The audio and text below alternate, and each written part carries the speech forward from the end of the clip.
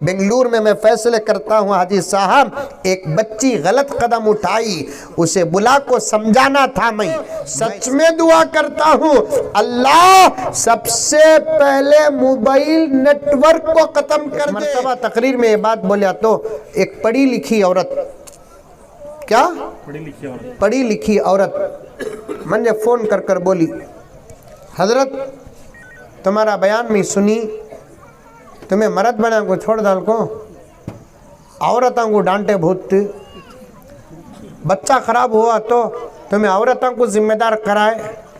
मैं भी क्या भी अनएजुकेटेड नहीं हजरत, मैं भी एजुकेटेड टीचर, मैं भी पढ़ी लिखी, ये बात समझ में नहीं आई हजरत, या तो समझाओ नहीं तो बात वापस ले। बोली, मैं बोला ना इससे पहले भी आपको, अब औरतों का तो माँ उनसे बचना का तो बहुत मुश्किल, समझ में आई बात है। अब मैं उसे समझाना नहीं तो बात वापस लेना। अब आजकल के फ़ोन ऐसा आगे ही हमारी गुफ्तगू भी रिकॉर्ड हो जाती। अब बाद में उन्हें क्या कराती कि वो हजरत मुजम्मिल साहब जवाब दिए नहीं, मैं सवाल करी, फिर पूरे यूट्यूब में व्हाट्सएप में डालती, मेरा डुबता उतर जाता। अब मैं उसे बोलिया तुम्हें पढ़े रहेंगे माँ, बहुत पढ़े रहेंगे तुम्हें, लेकिन हमारे से ज़्यादा तो पढ़को नहीं, अल्हम्दुलिल्लाह। तुम्हें दुनिया का इल्म पढ़को ही, हमें आखिरत का इल्म पढ़को ही। समझ में आई बातें? तुम्हें कमाने का इल्म पढ़को ही सो, हमें बनाने का इल्म पढ़कर ही सो। हमें जो बोलते ना वो बगैर किसी सबूत के नहीं बोलते। खैर तुम्हें फ़ोन करे, अच्छा करे, बहुत अच्छी बात है, वो भी तुम्हें एजुकेटेड, तुम ना समझाना मुझे बहुत आसान है। मेरे चंद सवालों का जवाब दो, मेरे चंद सवालों का जवाब दो, तुम्हारे जवाब में तुम्हारा जवाब है। बोलो हजरत क्या बोलना? मैं बोला देखो माँ, तुम्हारे 900 बाहर से दूध की पैकेट लेकर आए। आपा सुनना, आपा सुनना सुनना, बाहर से दूध की पैकेट लेकर आए जो आज ही बनी फैक्ट्री में।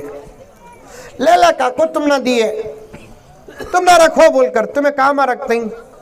फ्रिज में रखते हो हजरत। मैं बोला बहुत सही जवाब, फ्रिज में भी कहाँ रखते हैं?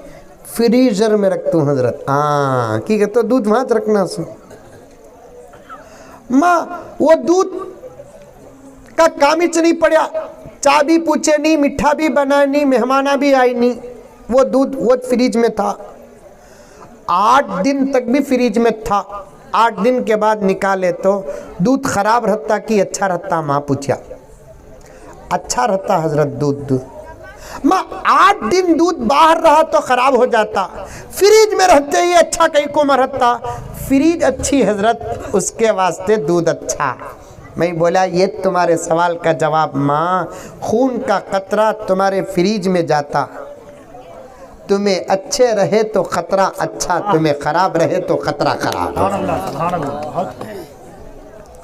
उन्हें लाखों दिया उत्तर, अब उसकी हिफाजत करना तुम्हारे हाथ में है। तुम्हारा ईमान अच्छा तो खतरे का ईमान अच्छा, तुम्हारे अंदर अल्लाह का खौफ, खतरे के अंदर अल्लाह का खौफ, तुम्हारे अंदर नबी की मोहब्बत, खतरे के अंदर नबी की मोहब्बत, तुम्हारे अंदर नमाज तो खतरे के अंदर नमाज, तुम्हारे अंदर हया तो खतरे के अंदर हया, तुम्हारे अंदर शर्म तो खतरे के अंदर शर्म। मैं साफ साफ कह देता हूँ, इस वक्त चूंकि पहला जलसा है, तुम्हारे अंदर जोश पैदा होना है, वरना सच बात तो ये है कि मौलाना को देखना भी जायज नहीं।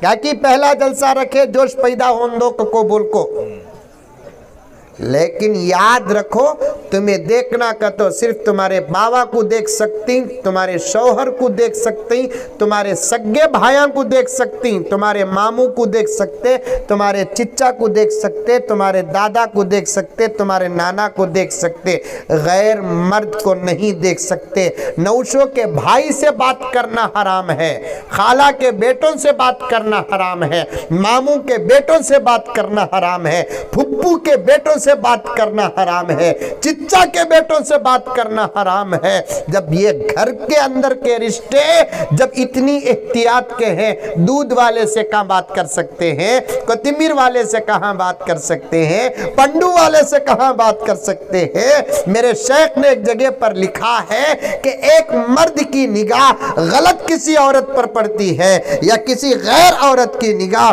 गैर मर्द पर पड़ती है तो अल्लाह तबारक व तआला 40 दिन तक इबादत का मजा छीन लेते हैं। अल्लाह अकबर। ये इस्लाम है मेरी आपा, ये शरीयत है मेरी आपा। अमल करनाच, करनाच, अमल करनाच। तुम्हारे बच्चों को बनाना है तो करनाच, नहीं तो फिर तुम्हारे बच्चे तुम्हारी इज्जत को मिट्टी में मिलाएंगे, तुम्हारे बच्चे तुम्हारा सर झुकाएंगे, तुम्हारे बच्चे तुम ना मुंह खोल कर जोर से बात करेंगे। बेंगलुरु में मैं फैसले करता हूँ हाजी साहब, एक बच्ची गलत कदम उठाई, उसे बुला को समझाना था, मैं समझाता था, उसके माँ बाप बैठे थे तो मैं समझाते समझाते थक गया। आखिर बच्ची ऐसा जुमला बोली, मैं उठ को आगा, अब मैं हल नहीं कर सकता। बच्ची क्या बोली, मंजे क्या हजरत समझा रही सो, हमारे अम्मा करे सो कामित में कर रू सो। अल्लाह। मस्जिद में बैठकर बोली उन्हें, मैं बोला छोड़ो माँ, तुम्हारी अमल ये तुम्हारा नफा, अब क्या कर सकते हैं। उसे जो बोलते सो हमें अच्छे रहे तो हमारे बच्चे पलटा कर जवाब नहीं दे सकते, हमें अच्छे बन गए, बच्चों को अच्छे बनाओ। मैं हमारे इस पूरे मुल्क के हिंदू भाइयों से कहता हूँ, तुम्हारे बच्चे हमारे बच्चे हैं, उनकी तरबियत करो, उनको हाथ में मोबाइल ना दो, उनको तमीज सिखाओ। बड़े ऊपर बैठे तो बच्चे नीचे बैठना, बड़ों के सामने बात नहीं करना, बड़ों के सामने मोबाइल तो इस वक्त इतना बड़ा फितना है, मुसलमान भी परेशान है, हिंदू भी परेशान है, सिख भी परेशान है, ईसाई परेशान है। मैं तो सच में दुआ करता हूं, अल्लाह सबसे पहले मोबाइल नेटवर्क को खत्म कर दे, इंसानियत समझ जाएगी।